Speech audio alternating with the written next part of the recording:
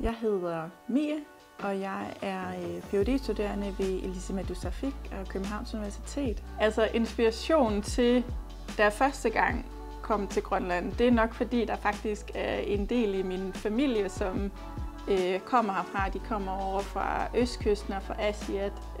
Så kan man sige, hele min barndom har jeg jo altid hørt utrolig meget om Grønland. Og så da jeg var medicinstuderende, der fik jeg chancen for at få sådan et kort ophold, faktisk i Aasiaat, også på hospitalet, hvor jeg tog derop en sommer sammen med min kæreste, og så tror jeg, at vi bare lynhurtigt forelskede os i landet og i folket, og tænkte, at det var vi have mere af. Så lige så snart jeg var færdiguddannet, så søgte jeg job heroppe, og fik job i Nuuk, og så har vi været her lige siden. Jeg kan rigtig godt lide for det første at arbejde i Grønland. Jeg elsker de her små arbejdsmiljøer og det her samfund, hvor du ret hurtigt kommer ret tæt på det, som du arbejder med. Der er ikke så lange distancer mellem, når du sidder som Ph.D.-studerende og den befolkning, som du egentlig gerne vil vide noget mere omkring.